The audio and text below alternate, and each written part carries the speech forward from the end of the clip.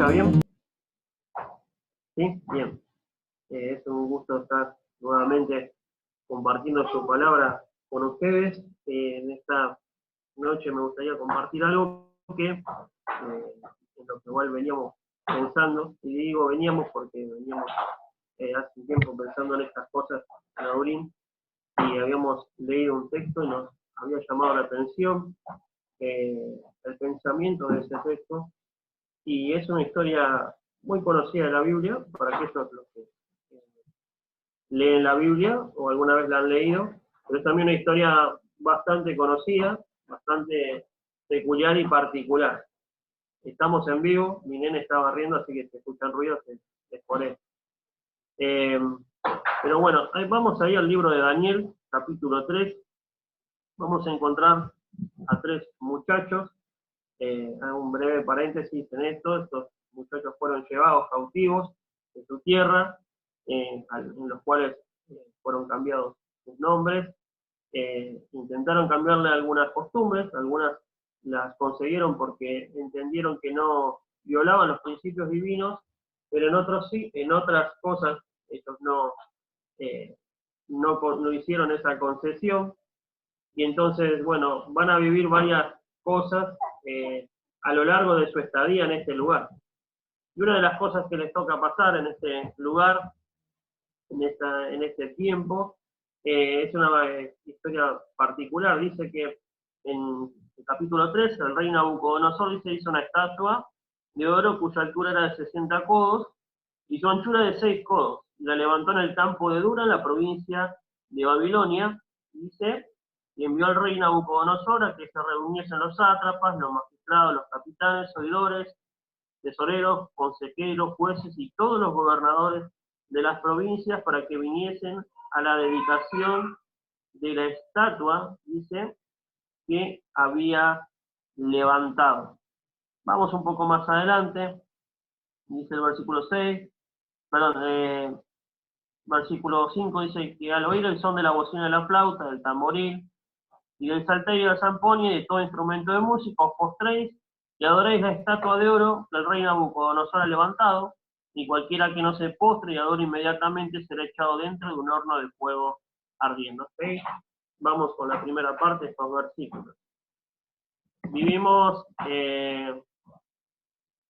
tiempos complicados, difíciles para todos, tiempos que nos han sorprendido, porque más allá de la circunstancia que nos toca vivir, hemos pasado circunstancias difíciles, problemas, angustias, pero esto escapa a nuestras manos, a nuestras expectativas en cuanto a cosas malas que nos suelen suceder habitualmente. Uno sabe que en el invierno se va a resfriar, se va a gripar un poco, sabe que en el verano, bueno, se puede sofocar por el calor, y más o menos ya lo sabe, está acostumbrado, pero cuando hay situaciones que escapan a lo que nosotros podamos planificar, es cuando se ven los problemas.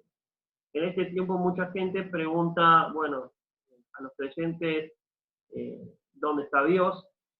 ¿Por qué Dios permite esto? Si Dios es tan bueno, ¿por qué deja que pasen estas cosas? Y hemos ido hablando a través de los distintos mensajes, los distintos tiempos de compartir la palabra de Dios, bueno, todo lo que Dios tiene y los propósitos que Él tiene. Aquí encontramos tres jóvenes, y me quiero centrar en una pequeña frase de su respuesta. Ellos son, bueno, obligados por el rey, ¿sí?, a que puedan adorar a esta imagen. Hay un principio que Dios ha establecido, el principio de los primeros libros que encontramos en la Biblia, es que el hombre solamente debe adorar a Dios. Él debe adorarle a Dios con su mente, con todas sus fuerzas, con su corazón, y dentro de los 10 mandamientos encontramos que no debe darle adoración a ninguna imagen, a ningún Dios aparte de él. Entonces estos muchachos comprendían bien esto, sabían que había principios que no podían quebrantar. De la misma manera nosotros somos muchas veces invitados a poder quebrantar estos principios, a poder quebrantar lo que pensamos, lo que creemos, para poder salir bien de la situación. o para poder escapar de las cosas que por ahí están pasando alrededor nuestro. Sin embargo, vamos a ver lo que pasa acá. Dice, habló, versículo 14, habló Nabucodonosor y les dijo, es verdad, Sadrach, Mesach y Abednego, son estos tres jóvenes, dice, que vosotros no honráis a mi Dios, ni adoráis la estatua de oro que he levantado. Ahora pues, ¿estáis dispuestos para el oír el son de la bocina, de la flauta, del tamboril, del arpa, del salterio, de la zamponia y todo instrumento de música, os postréis y adoréis la estatua que he hecho? Porque si no la adoraréis, en la misma hora seréis echados en medio de un horno de fuego ardiendo. ¿Y qué Dios será aquel que os libre de mis manos? Dice Sadrach, Mesach y Abednego respondieron al rey Nabucodonosor diciendo, no es necesario que te respondamos sobre este asunto. He aquí nuestro Dios, a quien servimos, puede librarnos del horno de fuego ardiendo. Y de tu mano, oh rey, nos librará. Y si no, dice, sepas, oh rey, que no serviremos a tus dioses, ni tampoco adoraremos la estatua que has levantado. En estos días estaba pensando algunas cosas. ¿Qué pasaría si la cuarentena tiene que seguir más tiempo? ¿Qué pasaría si por alguna desgracia, llamémoslo, entre comillas, nos toca contraer la enfermedad? ¿Qué pasaría si la estabilidad de nuestros trabajos comienza a tambalear? ¿Qué pasaría si tenemos que desde lejos presenciar la partida de un ser querido? A veces estas cosas no suelen pasar por nuestra mente o las esquivamos, pero son cosas que pasan a menudo. Compartimos y oramos por las situaciones que pasan las familias, que han perdido familiares, que han contraído enfermedades, que se han quedado sin trabajo, pero pareciera que a nosotros estas cosas no nos pueden tocar. Y cuando observaba a estos jóvenes, hay una frase que me gusta y dice, y si no, en otra traducción de la Biblia dice, si así no fuera, ellos están ahí, son amenazados por el rey los amenaza que si no quebrantan, y no es posible quebrantar en ellos su fe, su confianza en su Dios, ellos iban a ser echados en el horno de fuego. Y los jóvenes responden, bueno, no hay problema, sabemos que Dios nos puede librar del horno y de tu mano, rey, pero si así no lo hiciera, igualmente, dice, no serviremos a ese Dios. Y es impresionante la fe de estos muchachos. No solamente la fe en que Dios podía librarlos de las circunstancias, sino fe total en Dios. Una fe completa en Él, en saber que si Él permitía que tuviesen que pasar por ese horno, eso estaría también en control de Dios. Y en esta noche me gustaría llamarlos, o llamarnos también, me incluyo, a poner atención en algunos conceptos de la palabra de Dios, en algunas verdades. ¿Cómo es posible mantenernos firmes en medio de estas circunstancias? ¿Cómo es posible tener esa mirada que tenían estos tres jóvenes? No nos olvidemos que eran jóvenes, con presiones, con pasiones, con dificultades de su juventud, en medio de una nación que era totalmente diferente.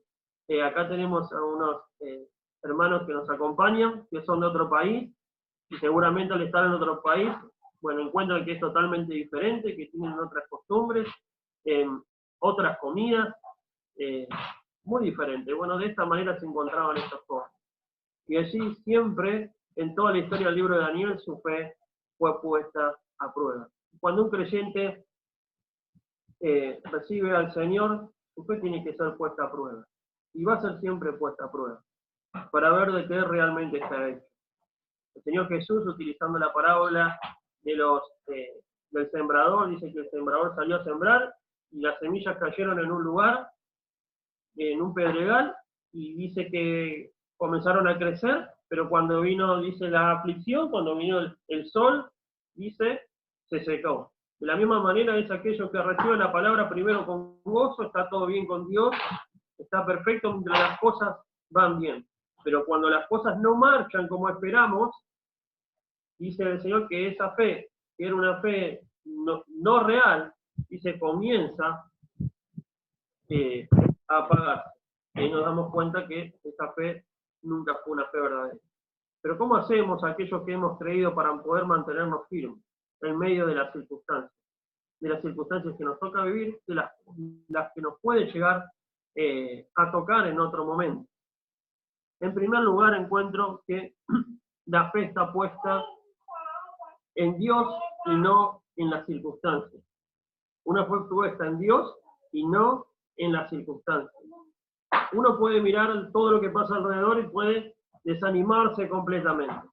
Pero estos jóvenes vieron todo lo que pasaba alrededor y eso no los inmutó para nada. Porque su fe no estaba puesta en las cosas que les estaban pasando. Tuvieron tiempos buenos allí y tuvieron tiempos malos también. Ahora ninguna de las dos cosas cambió su fe, cambió su confianza. Ninguna de estas cosas hizo que pudiesen concederse o permitirse libertades para transgredir los principios divinos o lo que Dios había establecido. Y vemos allí que esto hace que mantengamos la perspectiva correcta. Es la misma perspectiva que encontramos en el libro, por ejemplo, de Habacuc, y ahí estaba por invadir, ¿sí? Se estaba por invadir el territorio del pueblo de Dios, y dice, se los voy a leer, así no lo buscan, Habacuc 3, dice 16, dice, si bien estaré quieto en el día de la angustia, cuando suba el pueblo que lo invadirá con sus tropas, dice, aunque la higuera no florezca, ni en las vides haya frutos, aunque falte el producto del olivo, y los labrados no den mantenimiento, y las ovejas sean quitadas la majada, y no haya vaca en los corrales, con todo yo me alegraré en Jehová, y me gozaré en el Dios de mi salvación. Jehová el Señor es mi fortaleza, el cual hace mis pies como de siervas, y en mis alturas me hace andar. La perspectiva correcta nos aleja de las circunstancias y nos lleva a poner la perspectiva en Dios. En ese Dios en el cual, aunque ninguna cosa buena nos suceda, ¿sí?, hace que no perdamos la esperanza ni el gozo. Un Dios que es nuestra fortaleza. Un Dios que es Dios a pesar de las circunstancias. A veces hay personas que dicen, bueno, sí, yo creo en Dios, y Dios está ahí, pero no interviene. Eso es una clase de deísmo, un concepto de Dios equivocado. Un Dios que está ahí, bueno, pero no interfiere, no hace nada, está. Lo busco cuando yo lo necesito, y cuando las cosas están bien, listo, no me acuerdo más de él.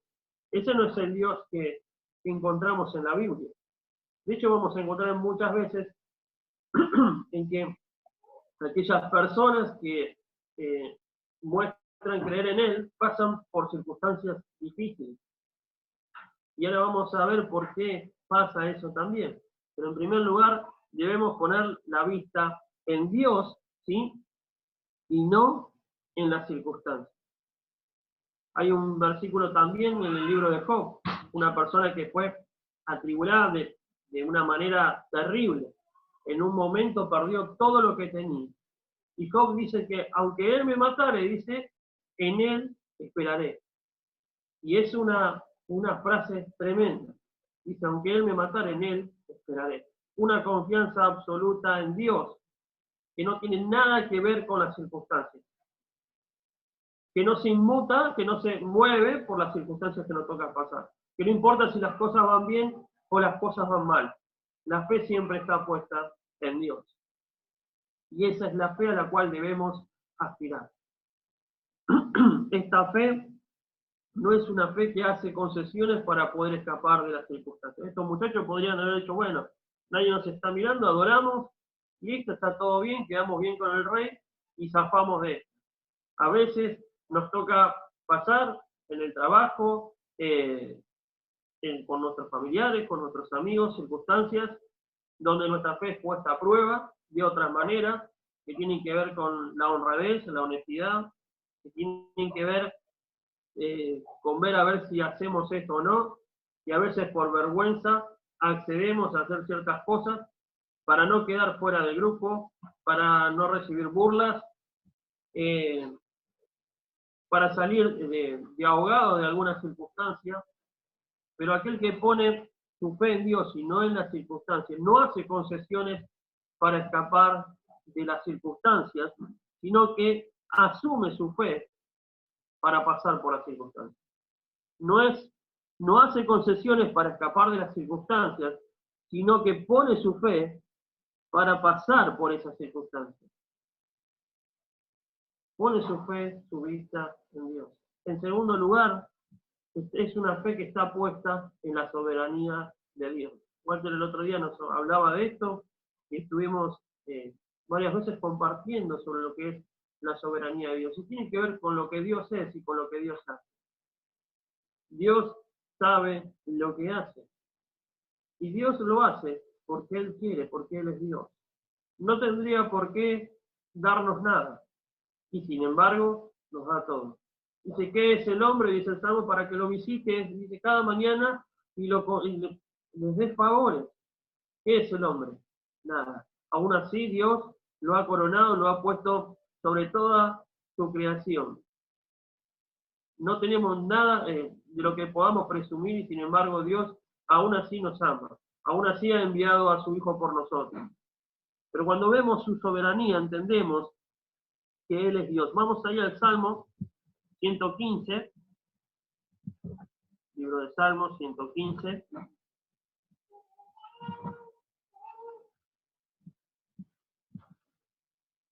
Los leo, ¿sí? Salmo 115. Versículo 2 dice, ¿por qué han de decir las gentes dónde está ahora su Dios? Fíjense en la pregunta que nos pueden hacer algunas personas y con la que yo comenzaba al principio.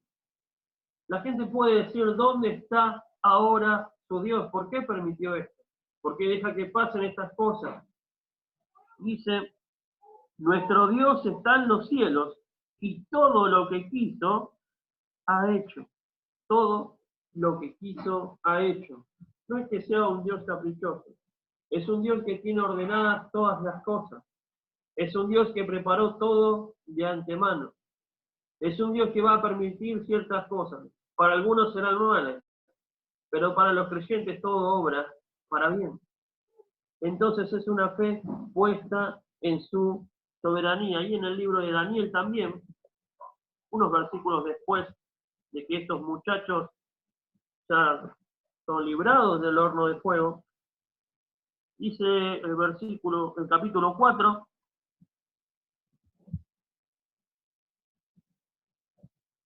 4, versículo 34, dice así, mas al fin del tiempo yo Nabucodonosor alcé mis ojos al cielo y mi razón me fue de vuelta, dice, y bendije al Altísimo, alabé y glorifiqué al que vive para siempre, cuyo dominio es sempiterno y su reino por todas las edades, dice, y todos los habitantes de la tierra son considerados como nada, y él hace según su voluntad en el ejército del cielo y en los habitantes de la tierra, y no hay quien detenga su mano y le diga qué hace. Es tremendo este Dios, un Dios de poder, un Dios soberano, un Dios que está por encima de todas circunstancias, un Dios que no es inmutable por las circunstancias que pasan, un Dios que tiene todo ordenado claramente y muchas de las cosas que vivimos tienen que ver también con nuestros pecados, con nuestras decisiones, tienen que ver con nuestras manipulaciones, tienen que ver con el pecado desde el principio de Adán cuando pecó y transgredió la ley de Dios y todas las demás cosas son consecuencias de esos pecados. Pero aún así Dios sigue siendo soberano. Y cuando la gente pregunta, ¿dónde está tu Dios? Él está ahí, es quien hace todo y quien obra. Y nadie puede decirle qué hace. Estos jóvenes no solamente tenían puestos los ojos en Dios y no en las circunstancias, sino también tenían su fe, sus ojos puestos en la soberanía de Dios. Y eso los lleva también a poner sus ojos, ¿sí?, su fe en sus propósitos. Vamos ahí, Salmo 138.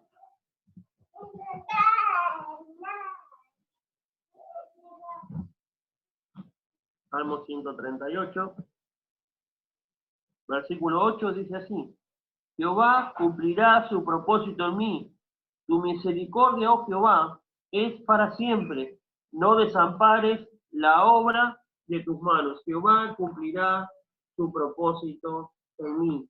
La fe de estos jóvenes no veía las circunstancias, sino descansaba en los propósitos de Dios.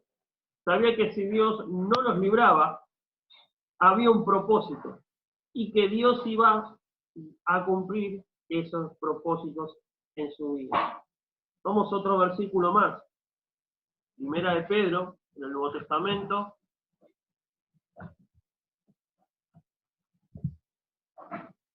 Primera de Pedro, capítulo 1, versículo 3, dice: bendito el Dios y Padre de nuestro Señor Jesucristo, que según su grande misericordia nos hizo renacer para una esperanza viva por la resurrección de Jesucristo de los muertos, para una herencia incorruptible, incontaminada e inmarcesible, reservada en los cielos para vosotros, que sois guardados, dice, por el poder de Dios mediante la fe, para alcanzar la salvación que está preparada para ser manifestada en el tiempo postrero, en lo cual vosotros os alegráis, aunque ahora por un poco de tiempo, si es necesario, tengáis que ser afligidos en diversas pruebas, para que sometida a prueba vuestra fe, mucho más preciosa que el oro, el cual aunque perecedero se prueba con fuego, sea hallada en alabanza, gloria y honra cuando sea manifestado Jesucristo. Fíjense que dice, se prueba con fuego.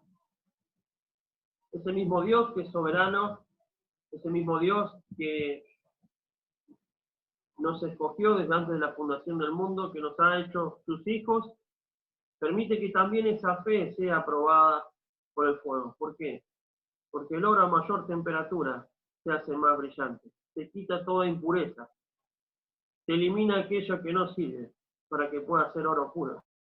Cuando uno encuentra una pepita de oro debe llevar ciertos requisitos, y uno de ellos es dejarlo ahí en el horno para que el mismo fuego vaya eliminando todas estas impurezas. De la misma manera Dios permite que pasemos por el fuego de las circunstancias, de las pruebas, de las luchas, para que nuestra fe pueda ser cada vez más brillante. Así que estos jóvenes lo habían entendido así.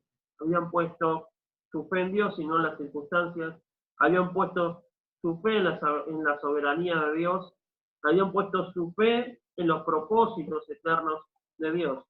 Pero también pusieron su fe en sus promesas.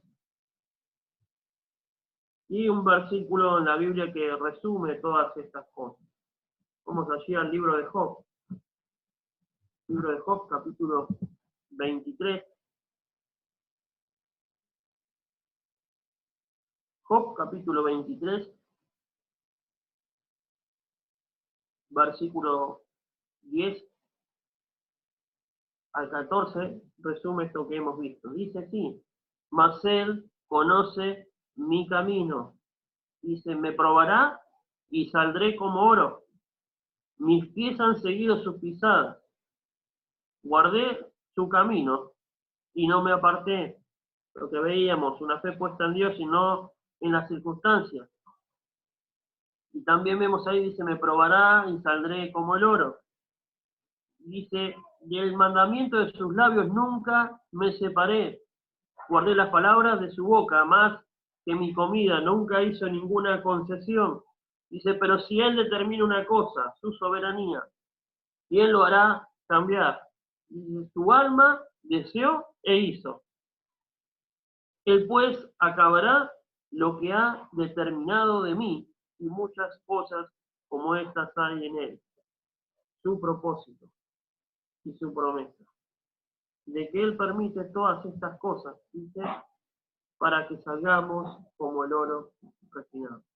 Que Dios nos lleve en esta noche a considerar esto y hacernos la pregunta. Y si no, y si así no fuera, y si Dios no responde de la manera que esperamos, sigue Él siendo nuestro Dios, sigue estando en el lugar que tiene que estar en nuestras vidas, en nuestros corazones. Oremos así, para que nuestra fe no falte. Oremos para que podamos seguir aferrados a Él, sin importar cuál sea la circunstancia. Por eso es importante que en esta noche aquellos que aún no han creído en Él puedan poner su fe en Él, gente puede creer en cualquier cosa, pero la fe que es en Dios tiene un sustento y un fundamento que es firme. Cuando uno pone los cimientos de la casa, esos cimientos deben ser firmes o estables, porque si no lo más probable es que la casa termina por resquebrajarse cuando venga una tormenta, cuando venga un terremoto. Pero cuando los cimientos son firmes, son estables, estas cosas no afectan a la casa, o lo pueden afectar en lo mínimo. De la misma manera, la fe que es puesta en Dios es una fe firme, es una fe que se mantiene aún en medio de las circunstancias, es una fe real, es una fe puesta en el fundamento firme que es en Jesucristo.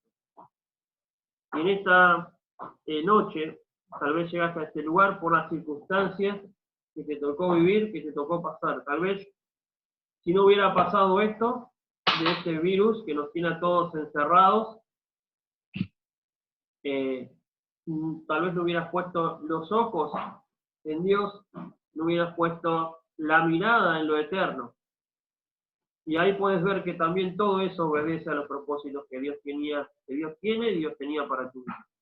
Así que si en esta noche nos acompañás y aún no tomaste la decisión de seguir al Señor, es importante que entiendas que la Biblia dice que todos somos pecadores, que no hay justo ni aun uno, que no hay nadie que pueda justificarse delante de Dios, que no hay nadie que haga lo bueno. Desde el principio es así. El hombre tiene esa tendencia hacia el mal.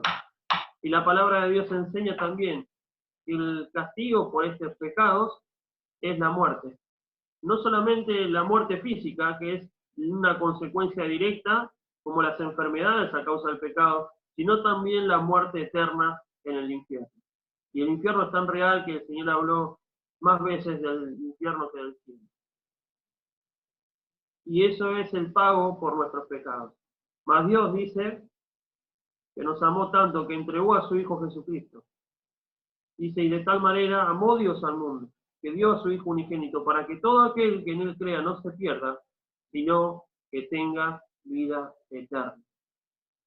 Decía Walter el otro día también, el hombre está destituido de la gloria de Dios. No puede mostrar la gloria de Dios, para lo cual ha sido creado.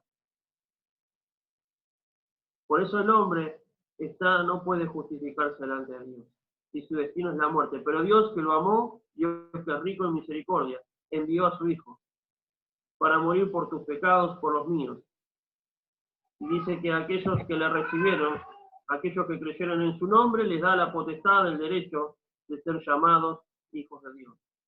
Así que si has comprendido este mensaje, si has meditado en estas cosas, si querés tener esta fe en tu corazón, si querés depositar toda tu fe en Dios, si querés tener la vida eterna, te pedimos después que puedas hablar con Walter, con alguno de los hermanos, nos lo hagas conocer y seguramente podremos responder también a algunas preguntas.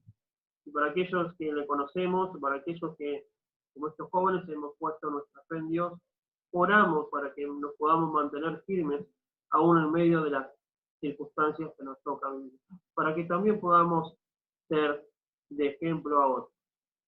Una de las promesas que también estos muchachos conocían y tiene que ver con un profeta que estuvo antes de ellos. Y seguramente ellos también conocían esta promesa. En el libro de Isaías, y ya terminamos, Isaías capítulo 43,